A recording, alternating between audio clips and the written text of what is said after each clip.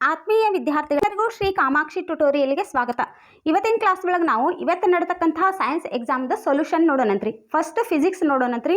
ನಾಳೆಗೆ chemistry biology ನಾಳೆ ಹಾಕ್ತೀನಿ. ಒಂದು ಸ್ವಲ್ಪ ವರ್ಕ್ ಇರೋ ಸಂಬಂಧ ಕ್ಲಾಸ್ ವಿಡಿಯೋ ಹಾಕೋದು ಲೇಟ್ ಆಯ್ತು ರೀ. ನಾಳೆಗೆ ಅದಕ್ಕೆ ಕೆಮಿಸ್ಟ್ರಿ ಮತ್ತು ಬಯೋ ನಾಳೆಗೆ ಹಾಕ್ತೀನಿ ರೀ. ಇವತ್ತು ಫಿಸಿಕ್ಸ್ ಕಂಪ್ಲೀಟ್ ಸೊಲ್ಯೂಷನ್ ಯಾವ ರೀತಿ ಮಾಡಬೇಕಿತ್ತು ಅನ್ನೋದನ್ನು ಹೇಳ್ಕೊಡ್ತೀನಿ ರೀ. ನನ್ನ ಕ್ಲಾಸ್ ಸ್ಟಾರ್ಟ್ ಮಾಡೋಕ್ಕಿಂತ ಮೊದಲು ನನ್ನ ಕ್ಲಾಸ್ ನಿಮ್ಗೆ ಲೈಕ್ ಆತಂದ್ರೆ ಒಂದು ಲೈಕ್ ಮಾಡಿರಿ, ಸಬ್ಸ್ಕ್ರೈಬ್ ಮಾಡ್ಕೊರಿ, ನಿಮ್ಮ ಫ್ರೆಂಡ್ಸ್ಗೆಲ್ಲರಿಗೂ ಶೇರ್ ಮಾಡಿರಿ. ಮೊದಲು ಆಪ್ಷನ್ ಚಾಯ್ಸ್ ಒಳಗೆ ವಿದ್ಯುತ್ ವಿಭವಾಂತರದ SI ಏಕಮಾನ. ವಿದ್ಯುತ್ ವಿಭವಾಂತರದ SI ಏಕಮಾನ ಏನು ರೀ? ವೋಲ್ಟ್. ಹೌದಾ? ನೆಕ್ಸ್ಟ್ ಫ್ಲೆಮಿಂಗನ ಎಡಗೈ ನಿಯಮದಲ್ಲಿ ತೋರು ಬೆರಳು ಏನನ್ನು ಸೂಚಿಸ್ತೈತಿ ಅಂದ್ರೆ ಕಾಂತಕ್ಷೇತ್ರವನ್ನು ಸೂಚಿಸ್ತೈತಿ. ನೆಕ್ಸ್ಟ್ ಕೆಳಗಿನ ರೋಧಕಗಳ ಜೋಡಣೆಯಲ್ಲಿ 13.5 ಓಮ್ನಷ್ಟು ಒಟ್ಟು ರೋಧ ಕೊಡುವ ಸಂಯೋಜನೆ ಯಾವುದು ಅಂತ ಕೇಳಾರ. ಇದನ್ನು ನೋಡ್ರಿ, ಇದನ್ನು ಯಾವ ರೀತಿ ಮಾಡ್ಬೇಕಂದ್ರೆ ಇದನ್ನು ನಾನು ಥರ್ಡ್ ಆಪ್ಷನ್ ಒಳಗೆ ಇದನ್ನು R1 ತೊಗೊತೀನಿ, ಇದು R2, ಇದು R3 ಅಂತ ತೊಗೊಂಡ್ರೆ ಇದನ್ನು ಯಾವ ರೀತಿ ಲೆಕ್ಕ ಮಾಡ್ಬೇಕಂದ್ರೆ ನೋಡ್ರಿ, 1/Rp = 1/R1 + 1/R2. ಹೌದಾ? R1 ಅಂದ್ರೆ 1/9 + 1/9. ಒನ್ ಏನಾಗೈತೆ ರೀ, ಡಿನಾಮಿನೇಟರ್ ಎರಡೂ ಸಮನಾಗಿರೋದ್ರಿಂದ ಅಂಶಗಳನ್ನು ಎರಡೂ ಕೂಡಿಸ್ಬೇಕು ರೀ. ಅಂದ್ರೆ 1 + 1 ಅಂದ್ರೆ 2/9. ಇದನ್ನು 1/Rp ಬೇಡ, ಬರೀ RP ಬೇಕಂದ್ರೆ ಏನು ಮಾಡ್ಬೇಕು ರೀ, ಇದನ್ನು 9/2. 9/2 ಅಂದ್ರೆ 4.5. RP ಎಷ್ಟು ಬಂತು ನಮ್ಗೆ? 4.5. ಹಾಗಂದ್ರೆ ಈಗ RS ಮಾಡ್ಬೇಕು. ನಾ RSನ್ನು ಏನು ಅಂದ್ರೆ ಟೋಟಲ್ ಎಷ್ಟು ಬರ್ತೈತೆ ರೀ? ಇಲ್ಲಿ R3 ಎಷ್ಟೈತೆ ನಮ್ಗೆ? 9. R1 + R2 ಮಾಡಿದ ಎಷ್ಟು ಬಂದೈತೆ ನಮ್ಗೆ? 4.5. ಎರಡೂ ಕೂಡಿಸಿದ್ರೆ 13.5 ಇದರಿಂದ ಬರ್ತೈತೆ ರೀ. ಹಾಗಂದ್ರೆ option number 3 is the right answer. Next, ವಾಹಕ ಒಂದರ ಅಡ್ಡ ಕೊಯ್ತವು ವಿದ್ಯುತ್ ಪ್ರವಾಹಕ್ಕೆ ನೇರ ಅನುಪಾತದಾಗಿರ್ತೈತಿ. ಯಾಕೆ ಅನ್ನೋದನ್ನು ನೋಡೋಣಂತ್ರಿ. ನೋಡ್ರಿ, ಯಾಕಂದ್ರೆ R = ρ × L/A. ಹೌದಾ? ಸೂತ್ರ R ಅಂದ್ರೆ ಏನು ರೀ? ವಾಹಕದ ರೋಧ.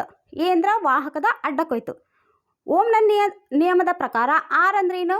V/I. ಹಾಗಂದ್ರೆ ಇಲ್ಲಿ R ಇದ್ದಲ್ಲಿ ನಾನು V/I = ρ × L/A. ಹಂಗಂದ್ರೆ ಇದರಿಂದ ಏನು ಅರ್ಥ ಆಯ್ತು ನಮ್ಗಂದ್ರೆ ಎದಕ್ಕೆ ಡೈರೆಕ್ಟ್ಲಿ ಪ್ರಪೋರ್ಷನಲ್ ಐತಿ? ನೇರ ಅನುಪಾತದಾಗ ಐತಿ. ಅಂದ್ರೆ ಏಕ ನೇರ ಅನುಪಾತದಾಗ ಐತಿ. ಹಂಗಂದ್ರೆ ವಾಹಕದ ಅಡ್ಡ ಕೊಯ್ತು ಹೆಚ್ಚಾದಂತೆ ವಿದ್ಯುತ್ ಪ್ರವಾಹವು ಏನಾತ್ರಿ? ಹೆಚ್ಚಾಗ್ತೈತಿ. ಆದ್ರೆ ವಾಹಕದ ರೋಧ ಕಡಿಮೆ ಆದ್ರೆ ಏನಾಕೈತಿ ರೀ? ವಾಹಕದ ರೋಧ ಏನಾಕೈತಿ? ಕಡಿಮೆ ಆಕೈತಿ.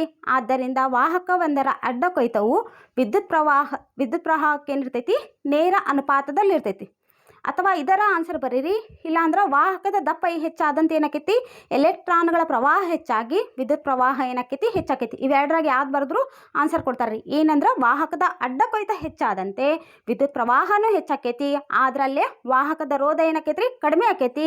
ಆದ್ದರಿಂದ ವಾಹಕದ ಒಂದರ ಅಡ್ಡ ಕೊಯ್ತವು ವಿದ್ಯುತ್ ಪ್ರವಾಹಕ್ಕೆ ನೇರ ಅನುಪಾತದಾಗಿರ್ತೈತಿ. ಇದು ಬರೆದ್ರು ಆನ್ಸರ್ ರೀ.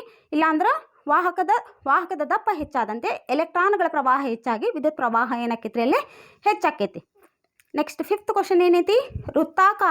ವೃತ್ತಾಕಾರದ ವಾಹಕದ ಸುರುಳಿಯು 10 ಸುತ್ತುಗಳನ್ನು ಹೊಂದಿದ್ದರೆ ಅದರ ಕಾಂತಕ್ಷೇತ್ರವು ಸುರುಳಿಯ ಒಂದು ಸುತ್ತಿನಿಂದ ಉಂಟಾದ ಕಾಂತಕ್ಷೇತ್ರಕ್ಕಿಂತ 10ರಷ್ಟು ಅಧಿಕವಾಗಿರ್ತೈತಿ. ಇದಕ್ಕೆ ಕಾರಣ ಏನು ಅಂತಂದ್ರೆ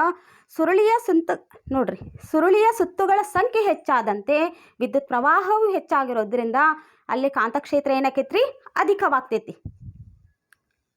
ನೆಕ್ಸ್ಟ್, 220 ವೋಲ್ಟ್ ವಿಭವಾಂತರ ಮತ್ತು 5A ರೇಟಿಂಗ್ ಹೊಂದಿರುವ ಗೃಹ ಬಳಕೆಯ ವಿದ್ಯುತ್ ಮಂಡಲಕ್ಕೆ 2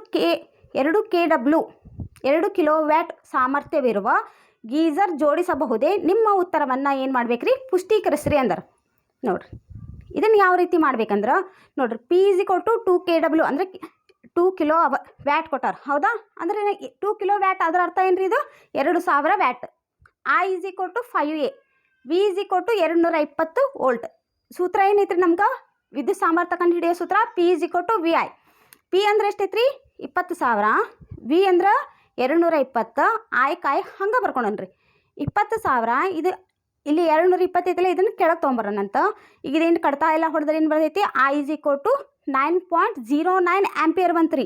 ಯಾವಾಗ ಇದು ಹೆಚ್ಚು ಬಂತಂದ್ರೆ ಇಲ್ಲಿ ನೋಡಿದ್ರೆ 5 ಆಂಪಿಯರ್ ಐತಿ, ಇದು 9.09 ಆಂಪಿಯರ್ ಬಂತು. ಇದೇನಾತ್ರಿ? ಹೆಚ್ಚು ಬಂತಂದ್ರೆ ಇದನ್ನು ಜೋಡ್ಸಕ್ಕೆ ಆಗಂಗಿಲ್ಲ ರೀ. ಯಾಕಂದ್ರೆ ವಿದ್ಯುತ್ ಮಂಡಲದ ರೇಟಿಂಗ್ 5A ಹೆಚ್ಚು ಐತಿ. ವಿದ್ಯುತ್ ಮಂಡಲದ ರೇಟಿಂಗ್ ಏನೈತ್ರಿ 5 ಆಂಪಿಯರ್ಕ್ಕಿಂತ ಹೆಚ್ಚಿಗೆ ಬಂದೈತಿ.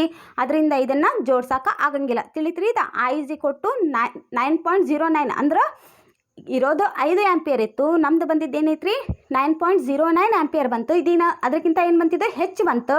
ಅದರಿಂದ ಇದನ್ನ ಜೋಡ್ಸಕ್ಕೆ ಆಗಂಗಿಲ್ಲ ರೀ. Next 7th question 2 ಮಾರ್ಕ್ಸಿಂದ. ಹೌದಾ?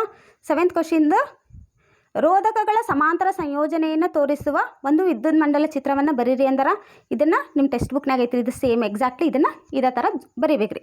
R1 R2 R3 V ಮತ್ತು ಕೀಗಳು ಬ್ಯಾಟ್ರಿ ಆಂಪಿಯರ್ ಎಲ್ಲನೂ ಕರೆಕ್ಟ್ ಇದೆ. ಎಕ್ಸಾಕ್ಟ್ ಹೆಂಗಿತ್ತು ಹಂಗೆ ಹಾಕಿದ್ರೆ ನಿಮ್ಗೆ 2 ಮಾರ್ಕ್ಸಿನ ಕ್ವಶನ್. ನೆಕ್ಸ್ಟ್ ವಿದ್ಯುತ್ ಪ್ರವಾಹವಿರುವ ನೇರ ವಾಹಕ ತಂತಿಯ ಸುತ್ತ ಉಂಟಾಗುವ ಕಾಂತೀಯ ಬಲರೇಖೆಗಳನ್ನು ಸೂಚಿಸುವ ಚಿತ್ರವನ್ನು ತೆಗೀರಿ ಅಂದಾರ.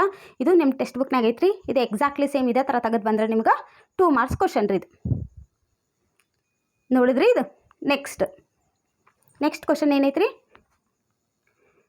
3 ಮಾರ್ಕ್ಸಿನ ಕ್ವಶನ್.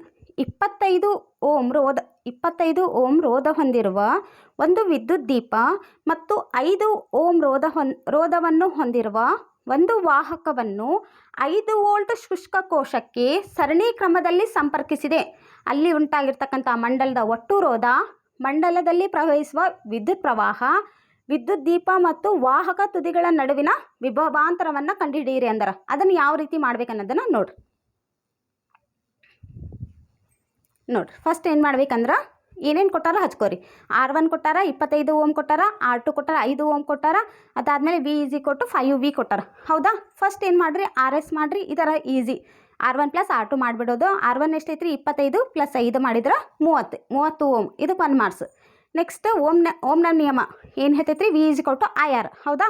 V ಅಂದ್ರೆ ಎಷ್ಟು ಕೊಟ್ಟಾರಿ 5, I ಹಂಗೆ ಇಡ್ರಿ, ಇಂಟು R ಅಂದ್ರೆ 30, ಇಲ್ಲ 5 ಹಂಗೆ ಇಡ್ರಿ. ಇದು ಇಂಟು ಈ ಕಡೆ ಗುಣಾಕಾರ ಐತಂದ್ರೆ ಈ ಕಡೆ ಬಂದ್ರೆ ಏನಾಕೈತಿ ಭಾಗಾಕಾರ ಆತು. I 5 1 5 6 30. ಹಂಗಂದ್ರೆ ಇಲ್ಲಿ I ಏನು ಬಂತ್ರಿ 1/6. ಹಂಗಂದ್ರೆ 1/6 ಅಂದ್ರೆ ಎಷ್ಟು ರೀ 0.16. ನೆಕ್ಸ್ಟ್ ಇದರೊಳಗೆ ಇನ್ನೊಂದು ಏನು ಕಂಡು ಹಿಡಿ ಅಂದಾರಿ ವಿದ್ಯುತ್ ದೀಪದ ತುದಿಗಳ ನಡುವಿನ ವಿಭವಾಂತರವನ್ನು R1 = 25 ಓಮ್, V1 = ಸೂತ್ರ ಏನ್ರಿ IR. V1ಕ್ಕೆ V1 ಹಂಗೆ ಇಡ್ರಿ. I ಅಂದ್ರೆ 0.16 ಇಂಟು 25 ಮಾಡಿದ್ರೆ 4.1 ಹಚ್ಚ್ರಿ, ಇಲ್ಲ 4 ವೋಲ್ಟ್ ಬರೆದು ನಿಮ್ಗೆ ಮಾರ್ಕಸ್ ಕೊಡ್ತಾರೆ. ನೆಕ್ಸ್ಟ್ ವಾಹಕದ ತುದಿಗಳ ನಡುವಿನ ವಿಭವಾಂತರ ಮಾಡಿದ್ರೆ ಅಲ್ಲಿ R2 = 5 ಓಮ್ ತೊಗೋಬೇಕು. V2 = IR2. V2 = I ಅಂದ್ರೆ 0.16 ಇಂಟು R2 ಅಂದ್ರೆ 5. ಇವೆರಡು ಗುಣಿಸಿದ್ರೆ 0.8 ವೋಲ್ಟ್. ಇಷ್ಟು ಮಾಡಿದ್ರೆ ನಿಮ್ಗೆ 3 ಮಾರ್ಕ್ಸಿನ ಕ್ವಶನ್. ಅಥವಾ ಇದರೊಳಗೆ ಇನ್ನೊಂದು ಏನು ಕ್ವಶನ್ ಕೇಳಾರ್ರಿ 2 ಓಮ್ ರೋಧದಿಂದ ಪ್ರತಿ ಸೆಕೆಂಡಿಗೆ 50 ಜೌಲ್ ಉಷ್ಣ ಶಕ್ತಿ ಉತ್ಪತ್ತಿಯಾಗುತ್ತದೆ. ರೋಧಕದ ನಡುವಿನ ವಿಭವಾಂತರವನ್ನು ಕಂಡುಹಿಡಿಯಿರಿ ಅಂದಾರೆ. ಇದನ್ನು ಯಾವ ರೀತಿ ಮಾಡ್ಬೇಕಂದ್ರೆ ನೋಡ್ರಿ ಇದರೊಳಗೆ ಏನು ಕೊಟ್ಟಾರ್ರಿ H ಕೊಟ್ಟಾರ. ಹೌದಾ? H = ಎಷ್ಟು ಕೊಟ್ಟಾರ್ರಿ 50 joule. T = 1 second. R = 2 ohm. ವಿನ ಕಂಡುಹಿಡಿಬೇಕು. ನಮ್ಗೆ ಸೂತ್ರ ಏನು ಗೊತ್ತೈತ್ರಿ H = I² RT. ಈಗ ನಾವು I = VR ಗೊತ್ತೈತಾ ನಮ್ಗೆ. ಓಮ್ನ ನಿಯಮದ ಪ್ರಕಾರ I = V/R. ಈಗ ಇಲ್ಲಿ H = I ಇದ್ದಲ್ಲಿ ನಾವೇನು ಹಾಕೊಂಡ್ರಿ V². I² ಐತಲ್ಲ ಅದಕ್ಕೆ V²/R² ಇಂಟು RT. ಈ R ಕ್ಯಾನ್ಸಲ್ ಅದು, ಅದಕ್ಕೆ V²/R ಇಂಟು T. H ಅಂದ್ರೆ ಎಷ್ಟೈತ್ರಿ 50, V²ಕ್ಕೆ V² ಹಂಗೆ ಇಡ್ರಿ, /R ಅಂದ್ರೆ ಎಷ್ಟು ರೀ 2, ಇಂಟು T ಅಂದ್ರೆ 1. ಹೌದಾ? ಇದು 50, ಇದು 2 ಇಲ್ಲಿ ಗುಣಾಕಾರ ಐತೆ ಅಂದ್ರೆ ಈ ಭಾಗಾಕಾರ ಐತೆ ಅಂದರೆ ಈ ಕಡೆ ಬಂದರೆ ಏನಾತ್ರಿ ಗುಣಾಕಾರ ಆತು. ಅದಕ್ಕೆ 50 ಇಂಟು 2 = V². ಹಾಗಂದ್ರೆ V² = 52 ಎಷ್ಟು ಬಂತ್ರಿ 100. ನಮ್ಗೆ V² ಬೇಡ, V ಬೇಕಂದ್ರೆ V = 10 100. ಅದಕ್ಕೆ V = 10 ವೋಲ್ಟ್. ಇದು ಭಾಳ ಈಸಿ ಇತ್ತು ರೀ. ಸೆಕೆಂಡ್ 1 ಮಾಡಿದ್ರೆ ಅಥವಾ ಕೊಟ್ಟಾರಲ್ಲ ಅದು ಫಸ್ಟ್ 1 ಮಾಡಿದ್ರು ನಡಿತೈತಿ ನಿಮ್ಗೆ, ಈ ಸೆಕೆಂಡ್ 1 ಮಾಡಿದ್ರು ನಡಿತೈತಿ ರೀ. ನೆಕ್ಸ್ಟ್ ಕ್ವಶನ್ ಏನೈತ್ರಿ ಗೃಹಮಂಡಲದಲ್ಲಿ ಓವರ್ಲೋಡ್ ಉಂಟಾಗಲಿ. ಇದು ಅಂತೂ ಭಾಳ ಈಸಿ ಇತ್ತು ರೀ. ಗೃಹಮಂಡಲದಲ್ಲಿ ಓವರ್ಲೋಡ್ ಉಂಟಾಗಲು ಕಾರಣವೇನು? 15A ಮತ್ತು 5A ವಿದ್ಯುತ್ ಮಂಡಲದ ಅವಶ್ಯಕತೆ ಏನು ಅಂತ ಕೇಳ್ಯಾರಿ. ಹೌದಾ? ನೋಡಿ 10ನೇ ಕ್ವಶನ್. ಗೃಹಮಂಡಲದಲ್ಲಿ ಓವರ್ಲೋಡ್ ಉಂಟಾಗಲು ಕಾರಣವೇನು ರೀ? ಸಜೀವ ತಂತಿ ಮತ್ತು ತಟಸ್ಥ ತಂತಿಗಳು ನೇರ ಸಂಪರ್ಕಕ್ಕೆ ಬಂದಾಗ ಏನಾಕೈತ್ರಿ ಓವರ್ಲೋಡ್ ಆಕೈತಿ. ಹೌದಾ? ವಿದ್ಯುತ್ ಉಪಕರಣದಲ್ಲಿ ದೋಷ ಉಂಟಾದಾಗೂ ಏನಾಕೈತ್ರಿ ಓವರ್ಲೋಡ್ ಉಂಟಾಕೈತಿ. ಹಲವು ಉಪಕರಣಗಳನ್ನು ಒಂದೇ ಸಾಕೆಟಿಗೆ ಜೋಡಿಸೋದ್ರಿಂದ ಏನಾಕೈತ್ರಿ ನಮ್ಗೆ ಓವರ್ಲೋಡ್ ಉಂಟಾಕೈತಿ. ಹೌದಾ, ವಿದ್ಯುತ್ ಮಂಡಲದಲ್ಲಿ ಏನಾಕೈತ್ರಿ ಓವರ್ಲೋಡ್ ಉಂಟಾಕೈತಿ. ನೆಕ್ಸ್ಟ್ ಇದರೊಳಗೆ ಏನು ಕ್ವಶನ್ ಕೇಳಿದ್ರು, 15A ವಿದ್ಯುತ್ ಪ್ರವಾಹವನ್ನು ಪ್ರವಹಿಸುವಂತೆ ಮಾಡುವ ಮಂಡಲದೊಳಗೆ ಏನಾಕೈತ್ರಿ ಹೆಚ್ಚಿನ ಸಾಮರ್ಥ್ಯ ಸಾಧನಗಳಾದ ಗೀಸರ್, ಕೂಲರ್, ತಂಪುಕಾರಕಗಳನ್ನು ಏನು ಮಾಡ್ತೀವಿ ರೀ ಬಳಸ್ತೀವಿ. ಹೌದಾ, ಅದೇ 5A ವಿದ್ಯುತ್ ಪ್ರವಾಹವನ್ನು ಪ್ರವಹಿಸುವಂತೆ ಮಾಡುವ ಮಂಡಲದೊಳಗೆ ಫ್ಯಾನ್, ಬಲ್ಬ್ಗಳು ಇತ್ಯಾದಿಗಳನ್ನು ಏನು ಮಾಡ್ತೀವಿ ರೀ ಬಳಸ್ತೀವಿ. ತಿಳಿತಲ್ರಿ ಇದು. ನೆಕ್ಸ್ಟ್ ಕ್ವಶನ್, ಬೇರೆ ಬೇರೆ ವಸ್ತುಗಳಲ್ಲಿ ಕ್ವಶನ್ ನಂಬರ್ 11 ಬೇರೆ ಬೇರೆ ವಸ್ತುಗಳಲ್ಲಿ ವಿದ್ಯುತ್ ಪ್ರವಾಹ ಬೇರೆ ಬೇರೆ ಆಗಿರ್ತೈತಿ ಎಂಬುದನ್ನು ನಿರ್ಧರಿಸಲು ಒಂದು ಚಟುವಟಿಕೆಯನ್ನು ವಿವರಿಸ್ರಿ ಅಂತ ಕೇಳಾರ. ಹೌದಾ, ಚಟುವಟಿಕೆಯನ್ನು ಏನು ಮಾಡಬೇಕ್ರಿ ವಿವರಿಸ್ಬೇಕು. ನೋಡ್ರಿ ಇದು ಡೈಗ್ರಾಮ್ ತೆಗೆದು ನೋಡ್ರಿ, ಚಿತ್ರದಲ್ಲಿ ತೋರಿಸಿರುವಂತೆ ತಲಾ 1.5 ಇರುವ 4 ಶುಷ್ಕ ಕೋಶಗಳನ್ನು ಅಮೀಟರ್ನೊಂದಿಗೆ ಸರಣಿ ಕ್ರಮದಲ್ಲಿ ಅಂತರ XY ಇರುವಂತೆ ಜೋಡಿಸಿ ಒಂದು ವಿದ್ಯುತ್ ಮಂಡಲವನ್ನು ರಚಿಸಬೇಕು. ಅವಾಗೇನು ಮಾಡ್ಬೇಕ್ರಿ, XYನಲ್ಲಿ ನೈಕ್ರೋಮ್ ತಂತಿಯನ್ನು ಜೋಡಿಸಿ ಮಂಡಲವನ್ನು ಪೂರ್ಣಗೊಳಿಸಿ ಕೀಯನ್ನು ಏನು ಮಾಡಬೇಕು ಪ್ಲಗ್ನಲ್ಲಿ ಸೇರಿಸಿ ಅಮೀಟರ್ ಸೂಚ್ಯಂಕವನ್ನು ಗುರ್ತು ಮಾಡ್ಕೋಬೇಕು. ಹೌದಾ, ಆಮೇಲೆ ಪ್ಲಗ್ ಕೀಯನ್ನು ಏನು ಮಾಡ್ಬೇಕ್ರಿ ಬೇರ್ಪಡಿಸ್ಬೇಕು. ಇದಾದಮೇಲೆ ನೈಕ್ರೋಮ್ ತಂತಿಯ ಸ್ಥಾನದೊಳಗೆ ಅಂತರ XYನಲ್ಲಿ ಟಾರ್ಚ್ ಬಲ್ಬನ್ನು ಮಂಡಲದಲ್ಲಿ ಜೋಡಿಸ್ಬೇಕು. ಅಲ್ಲಿರ್ತಕ್ಕಂಥ ಅಮೀಟರ್ನ ಸೂಚ್ಯಾಂಕವನ್ನು ಅಳೆದು ಅದನ್ನು ಬರ್ಕೋಬೇಕ್ರಿ.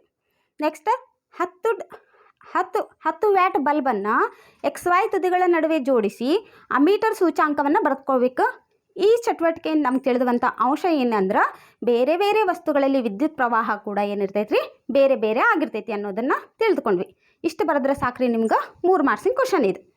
ನೆಕ್ಸ್ಟ್ 4 ಮಾರ್ಕ್ಸಿನ ಕ್ವಶನ್ ಏನು ಕೇಳ್ಯಾರಿ, ಒಂದು ದಿಕ್ಸೂಚಿ ಮತ್ತು ಒಂದು ದಂಡಕಾಂತವನ್ನು ಉಪಯೋಗಿಸಿಕೊಂಡು ದಂಡಕಾಂತದ ಸುತ್ತಲೂ ಕಾಂತೀಯ ಬಲರೇಖೆಗಳನ್ನು ಚಿತ್ರಿಸುವ ಚಟುವಟಿಕೆಯನ್ನು ವಿವರಿಸಿ ಕಾಂತೀಯ ಬಲರೇಖೆಗಳ ಗುಣಗಳನ್ನು ತಿಳಿಸಿ ಅಂತ ಕೇಳ್ಯಾರ.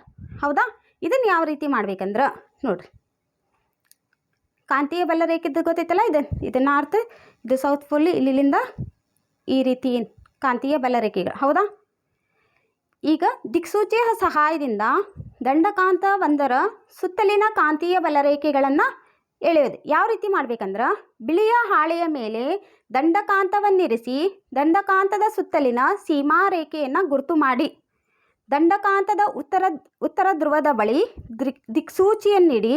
ದಿಕ್ಸೂಚಿಯ ದಕ್ಷಿಣ ಧ್ರುವವು ದಂಡಕಾಂತದ ಉತ್ತರ ಧ್ರುವದ ಕಡೆಗೆ ತಿರುಗುತ್ತದೆ. ಆ ಬಿಂದುವನ್ನು ಗುರುತಿಸಿ.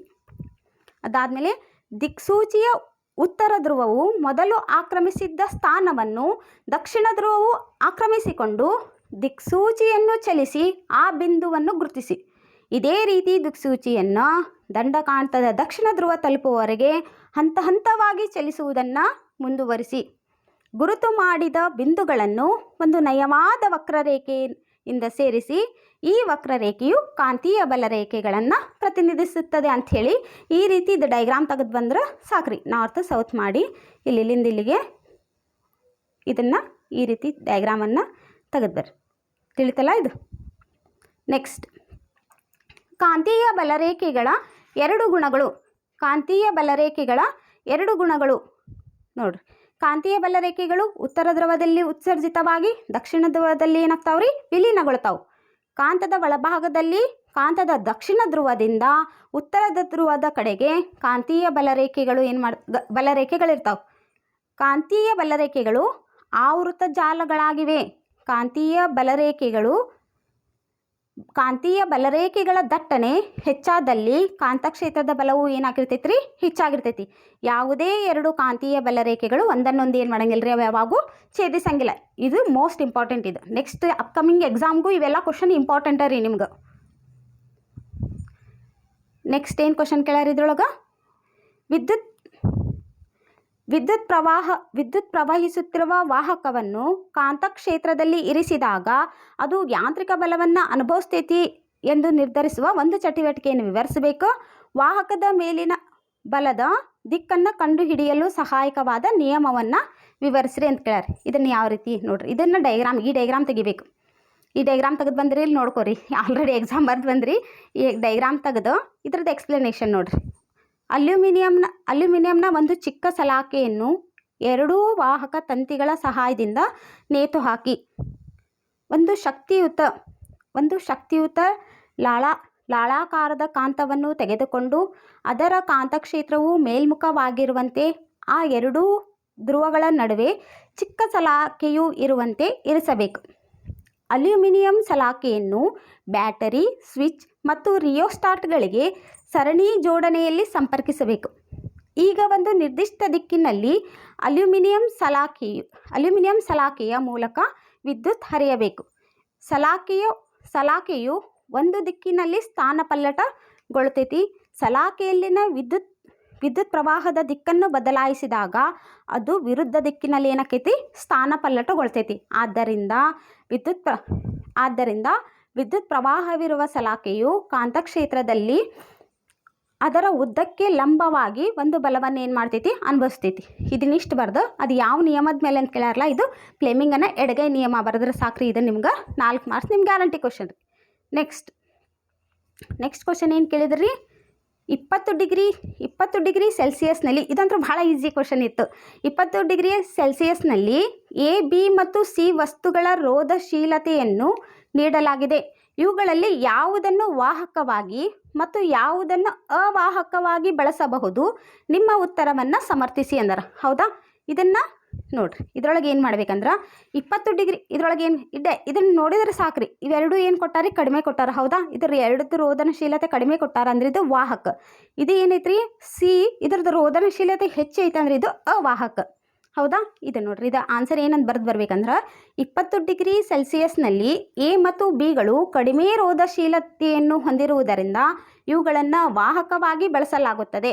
ಆದರೆ 20 ಡಿಗ್ರಿ ಸೆಲ್ಸಿಯಸ್ನಲ್ಲಿ ಸಿಯು ಹೆಚ್ಚು ಅಂದರೆ 10⁻12 ಓಮ್ ಮೀಟರ್ನಷ್ಟು ರೋಧನಶೀಲತೆಯನ್ನು ಹೊಂದಿರುವುದರಿಂದ ಇದನ್ನು ಅವಾಹಕವಾಗಿ ಬಳಸಲಾಗುತ್ತದೆ.